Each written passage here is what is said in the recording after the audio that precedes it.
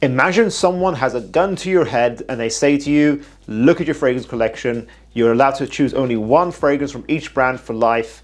What are you gonna do?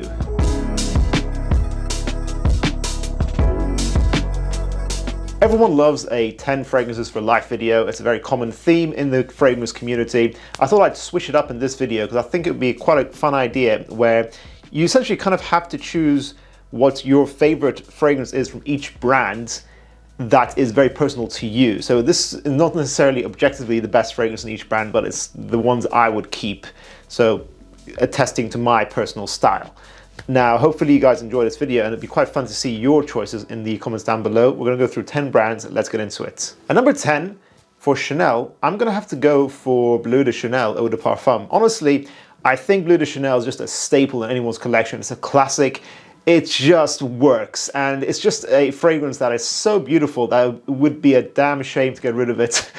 Not only is it beautiful, there's lots of beautiful fragrances in Chanel, but getting rid of Bleu de Chanel would just be really hurtful. That DNA is just so versatile, and that's why I think, like, for a dumb reach, it's a great fragrance to have forever. Dior, a lot of people will not agree with this, that this might be quite controversial, but I'm gonna stick with Fahrenheit. It is a fragrance that speaks to my soul and I love it. It has so much character.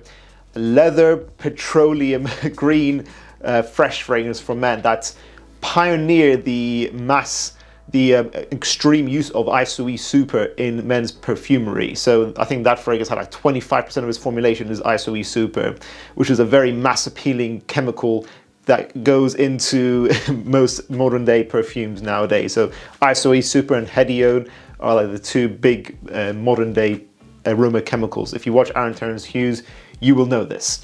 So not only is it revolutionary in what it did for perfumery, but it's got the character there. It is a fragrance that I would be very sad to get rid of just because, yeah, it's just masculine ruggedness at its best, really. It's rugged, but at the same time still quite safe and performs. By the end of this list, guys, hopefully you'll agree I've selected a well-rounded range of fragrances. In my opinion, every man in his collection should have 5 different types of perfumes, something that's a versatile dumb reach, something that's a close encounter date night fragrance, something loud and attention grabbing, something that is clean and inoffensive for the office, and something that is light and invigorating for hot weather. That is the basic summary of our Skillshare course, which is the sponsor of today's video. We've previously done a course about the art of collecting fragrances. Skillshare is a platform where people go to learn about anything that's creative in general. So as far as something like learning about fragrance collecting all the way to music, to business, to arts, this is a great platform for anyone who wants to learn something new. So apart from just learning about our fragrance course, make sure you guys go check out Skillshare and learn about other things as well. I'll leave a link in the description and pinned comments, which allows the first 1,000 people to get a free month of Skillshare. So make sure you jump on it, guys, and check out our course. I worked really hard for it, guys. Like, it was really a lot of work for 20 minutes. So some of these people have like hours on their courses. So make sure you check it out, guys. Let's get back into the main video. Bvlgari. Now, this was a bit of a sad brand to think of because I don't think Bvlgari's come up with anything that exciting in their main designer stuff in recent years. They've released what? Wood Neroli, I didn't think was that great. Wood Essence, nah. Glacial Essence, wasn't impressed by trying it in shops. I do like Terre Essence. I think that's probably their most recent good release. All their good stuff like Aqua Amara got discontinued. That would have easily been my choice if it still existed.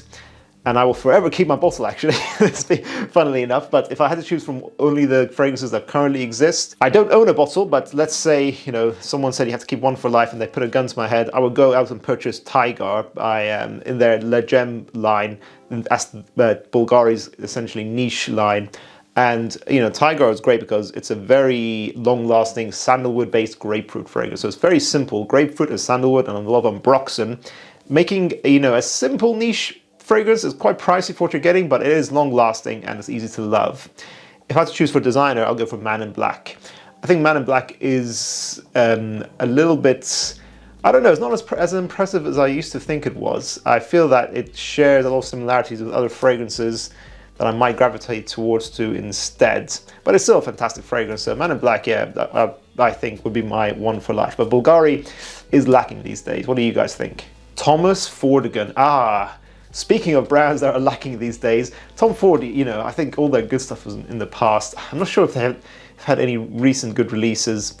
again, as in, they release good stuff, but a lot of the best stuff now are just flankers of their old stuff. So Ombre Leather Parfum, Black Orchid Parfum, Noir Extreme Parfum apparently is very good. I haven't tried that, but apparently it's very good. But if I had to keep only one for life from Thomas Fordigan, I love Oud Wood, but what I'm going to do is, right, so I'm going to choose Tom Ford Noir Extreme as my one for life in Tom Ford, and then I'll keep Thamine's Carved Oud as my one for life from that brand. No, I'm not including Thamine in this video, but I can keep the Oud Wood DNA through Thamine, I feel like. So I do think Noir Extreme is still a masterpiece, and it's, again, character. Generally what I'm going to keep in this list is going to be fragrances that really stand out and have a distinct character to them. So having a kulfi floral fragrance for men is beautiful, and it just hasn't been recreated ever since. Giorgio Armani. Now, they again are kind of like they've been whittled down to only a few fragrances. Their Acqua di Gio line just been decimated. All their best flankers of that line, like Essenza and Perfume, are now discontinued. Acqua di Gio Eau de Parfum is not bad, but it doesn't give as much. It's not as impressive, I think. So I think the Armani Code line is the best stuff currently, and I would say that I would keep Armani Code Absolu just because it's so unique. The original Armani Code DNA, it's there in the Eau de Toilette, the Eau de Parfum, and the Parfum. Very solid fragrances, but I'm kind of getting bored of it now just because it's been out for so long, almost 20 years now, and it kind of plays it a little bit too safe. I feel Absolu has a bit more character, loud, professional, clean vanilla, which is really great. Yves Saint Laurent, the brand that has also gone more mainstream, played it too safe, I think, in recent times. Bleu Electrique, it might be discontinued, it might not be. I feel like it's just got stock issues, it's got logistical supply chain problems, so I'm not sure if that's discontinued. Otherwise, that would be my one for life from the brand. Otherwise, from YSL, what would I choose? I do think I would keep YSL Y Eau de Parfum if I can't keep Bleu Electrique.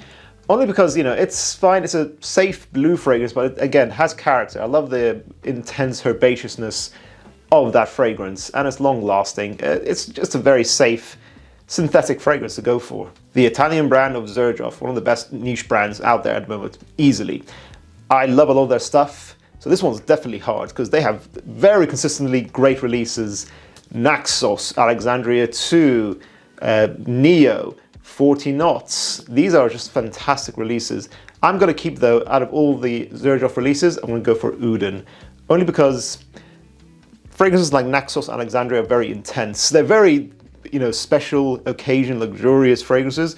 Uden smells luxurious, but at the same time, it's very accessible, easy to wear most of the year round. It's got a great coffee and vanilla, sandalwood, citrus DNA that is really unique. A lot of people say it smells like a Laurent Edition Blanche. I don't think so, to be honest. I don't know why people get that. I think it's definitely got its own unique character, great performance. It is, you know, perfection in a bottle, in my opinion. It gets the balance of the DNA really well, so I would keep that as my one bottle from the brand. Parfum de Marly, another great niche brand. Again, very difficult. Should I go for Leighton? I kind of feel like Leighton is too safe. It could be my one for life, but I don't know.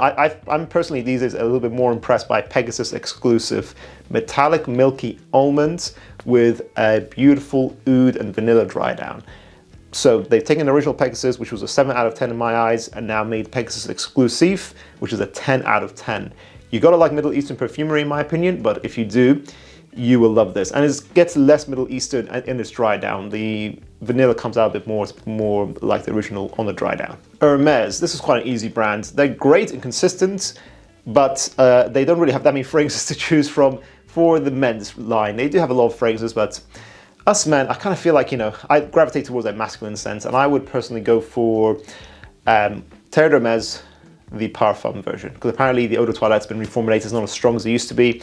I haven't heard anything bad about the Parfum, so if I had to purchase a new bottle now, it would be the Parfum concentration. Not as versatile as the EDT, but it's a masterpiece. You can't go wrong with Terre d'Hermes. It's just an iconic line that Jean-Claude Ellena made that I could not get rid of personally. It has to stay in there for life. Jean-Paul Gaultier, the buff physique modeled after myself in a bottle form. Now, this brand is, you know, fun, sexy, sweet. It's not a bad brand at all, but I feel like, again, a lot of their stuff I don't really care for, actually. It's just a lot of synthetic, safe stuff. Le Male itself is not as great as it once was, but I still love it. But actually, I think Le Male Le Parfum would be my one for life from the brand. The fragrance has grown on me. I didn't actually used to like it when I first acquired it, but I do think it's very sexy. It's got fantastic performance. It's got the original Le Male mixed with iris, mixed with more cardamom in here. It's a sexy, more mature, modern, romantic version of the original Le Male. I really like it.